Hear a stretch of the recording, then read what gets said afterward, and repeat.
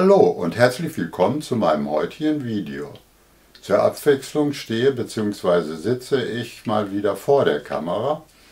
Es geht um ein Thema bzw. um einen Traum, den wohl die meisten haben, wenn sie anfangen, auf YouTube Videos hochzuladen.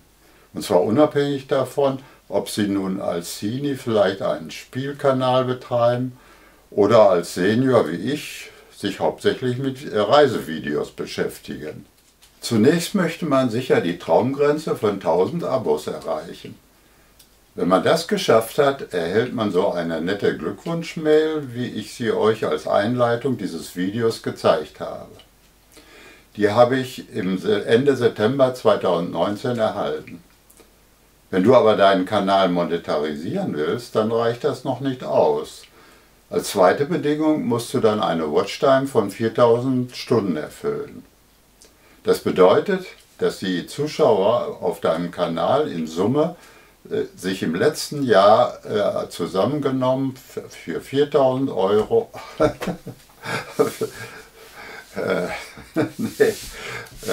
4000 Stunden lang deine Videos angeguckt haben müssen. Entschuldigung. Diesen Wert sieht man nicht auf Anhieb wie die Abos. Daher zeige ich euch mal, wie man schnell rauskriegen kann, wie viel die Watchtime im letzten Jahr war. Dazu gehst du am besten in die Analytics.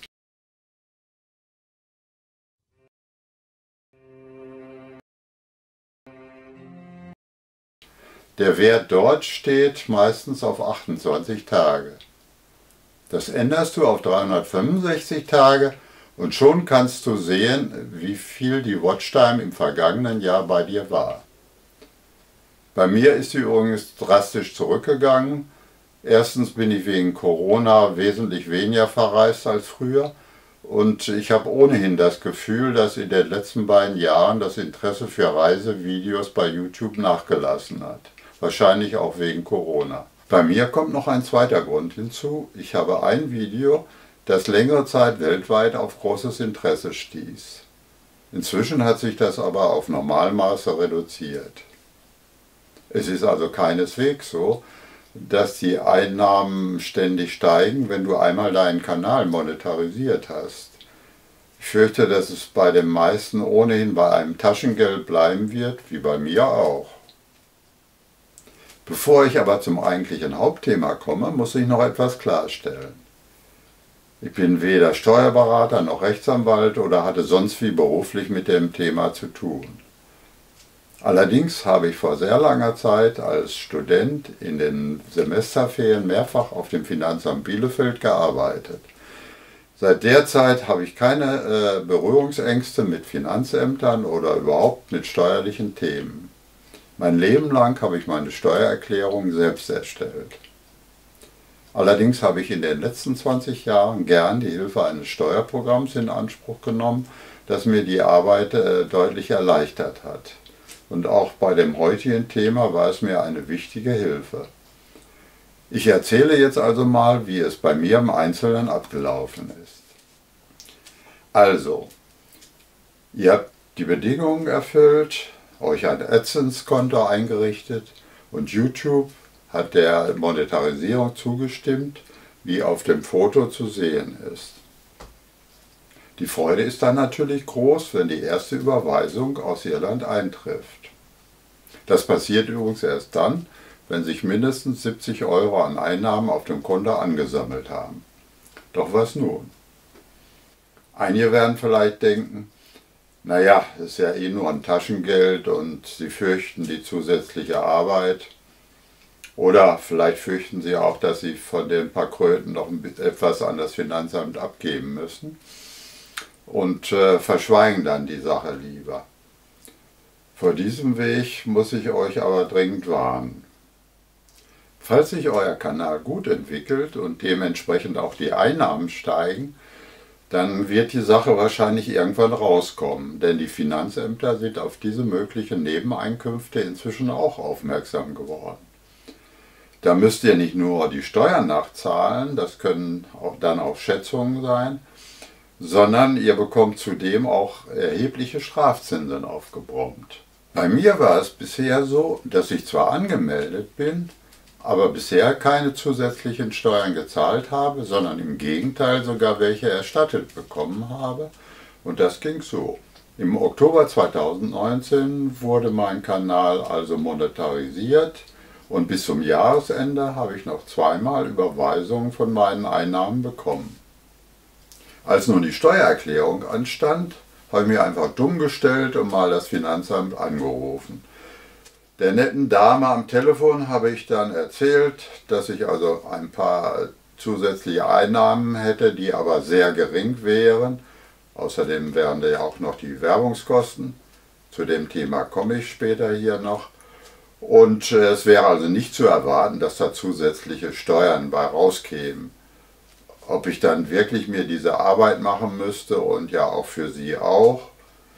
Ich wurde aber darüber belehrt, dass ich als Privatmann so etwas nicht entscheiden dürfte, sondern das müsste vom Finanzamt festgestellt werden.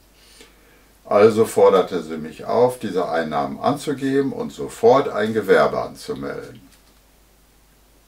Eigentlich ist eine Gewerbeanmeldung eine einfache Angelegenheit. Man geht zu seiner örtlichen Behörde, bei uns betreut das Ordnungsamt die Gewerbeangelegenheiten mit, holt sich ein Formular und gibt das ausgefüllt wieder ab. Bei mir war das aber komplizierter, weil die Anmeldung im Frühjahr 2020 erfolgte, als die Republik weitgehend im Lockdown war. Auch unsere Behörde war zu. Also habe ich mich telefonisch angemeldet, habe mir per Mail das Formular zuschicken lassen, es ausgedruckt, ausgefüllt, abgescannt und dann wieder zugeschickt. Wenige Tage später erhielt ich dann einen Gebührenbescheid über 26 €. In anderen Teilen der Republik kostet das so zwischen 20 und 50 €. Einige Monate später bekam ich zu meiner Überraschung Post von der Industrie- und Handelskammer in Potsdam. Ich fühlte mich zwar etwas geschmeichelt, weil ich als Jungunternehmer angesprochen wurde, obwohl das sicher anders gemeint war, aber die Einladung zum Gründertreffen habe ich dann doch ausgeschlagen. Wenn man allerdings bei YouTube hohe Einkünfte hat, dann muss man dort Beiträge bezahlen. Für mich war es aber kostenlos. Befreit vom IHK-Beitrag ist man, wenn der Gewinn aus dem Gewerbebetrieb pro Jahr 5.200 € nicht übersteigt. Ansonsten beträgt er 0,19% vom Gewerbeertrag. Apropos Freibetrag.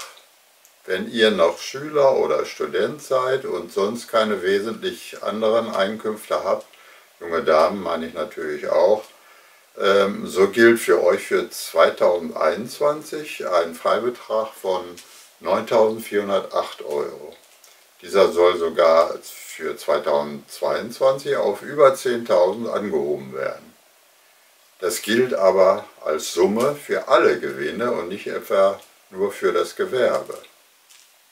Wenn ihr ein gewisses Grundwissen habt, was steuerliche Dinge betrifft, dann könnt ihr die Erklärung für den Gewerbebetrieb online über Elster erledigen.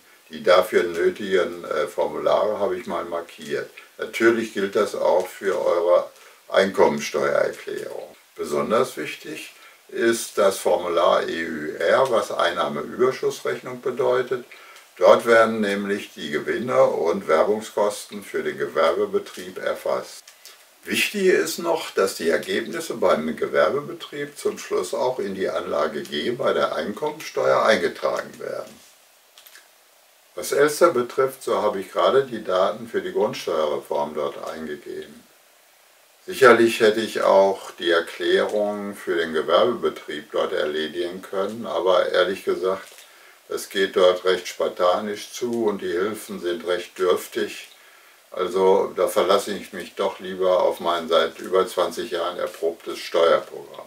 Das Steuerprogramm von Steuertipps lotst mich mit dem roten Faden durch die übernommenen Daten und alle relevanten Themen. Hier ist zum Beispiel der Gewerbebetrieb besonders interessant. Rechts unten finde ich das voraussichtliche Ergebnis, wie viel Steuern ich also entweder erstattet bekomme oder nachzahlen muss. In diesem Fall stimmte es sogar haargenau mit dem Steuerbescheid überein, den ich vor ein paar Tagen bekommen habe. Ich habe also in dem Jahr eine recht ordentliche Steuererstattung von über 900 € bekommen. Das liegt vor allem daran, weil die Einnahmen im Gewerbebetrieb rückläufig waren und die Ausgaben dagegen, also die Werbungskosten, zugelegt haben. Bei Material verbirgt sich da zum Beispiel eine neue Kamera. Wenn der Anschaffungspreis unter 800 € liegt, kann man die im Anschaffungsjahr voll absetzen. Wenn es über 800 € sind, muss sie über mehrere Jahre abgeschrieben werden. Nehmen wir mal an, ihr habt die im März angeschafft, dann sind es anteilig für das erste Jahr noch 10 Monate. Also 10 Zwölftel lang. Meist schreibt man eine Kamera über 3 Jahre ab. Der größte Posten bei mir ist das Arbeitszimmer, das nur für die Erstellung der Videos genutzt wird. Wenn ihr allerdings dafür keinen eigenen Raum habt, könnt ihr zumindest Dinge wie einen Schreibtisch oder einen Bürostuhl absetzen. Ihr könnt jederzeit im Programm auf das Formular umschalten. Damit müsstet ihr euch beschäftigen, falls ihr die Erklärungen handschriftlich ausfüllen wollt. Eine wichtige Entscheidung stand für mich noch an. Wenn du im ersten Jahr weniger als 20.000 € Umsatz hast, vorher waren es nur 17.500, dann bist du von der Umsatzsteuerpflicht befreit. Außerdem kannst du die Kleinunternehmerregelung wählen. Das bietet Vorteile beim bürokratischen Aufwand. Zum Beispiel musst du dann keine Mehrwertsteuer getrennt ausweisen. Das habe ich gewählt. Wenn du aber über mehrere Jahre bei YouTube aktiv sein wirst und außerdem deutlich steigende Einnahmen erwartest, dann ist wohl der zweite Weg besser. Wenn du nämlich kein Kleinunternehmer bist, dann kannst du dir die Mehrwertsteuer auf erworbene Gegenstände erstatten lassen.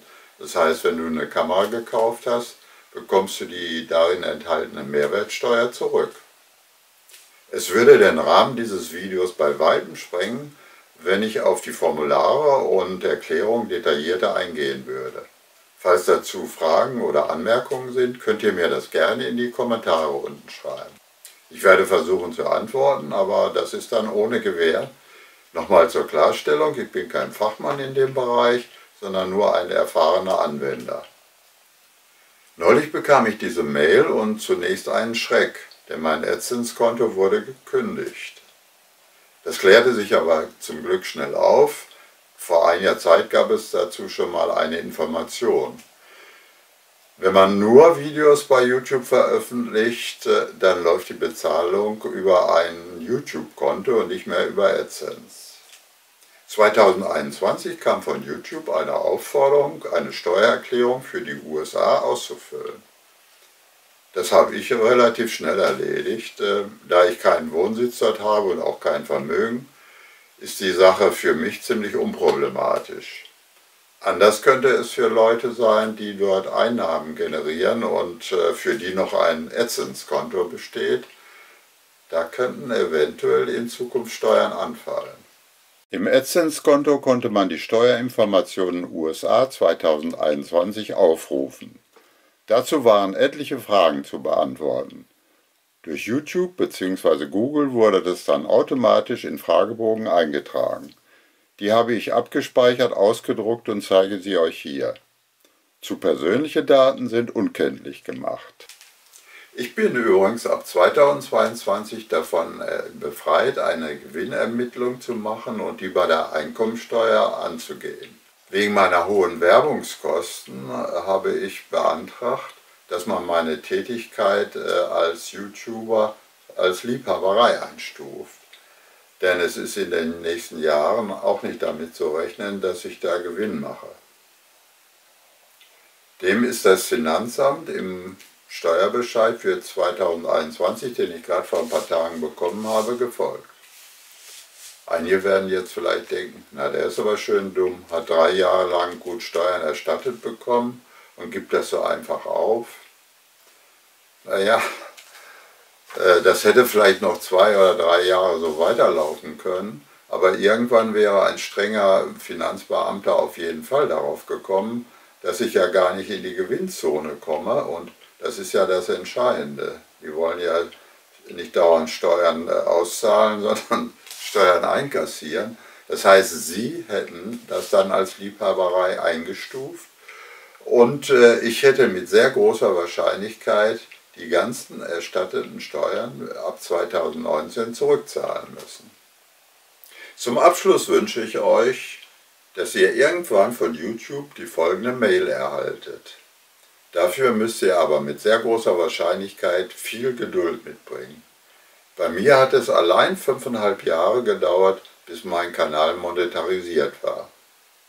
So, tschüss für heute.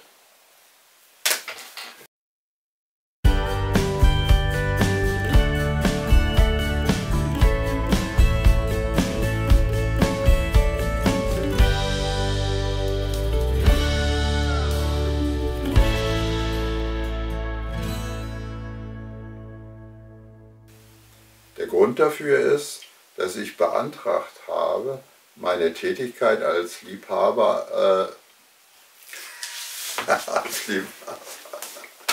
das ist cool.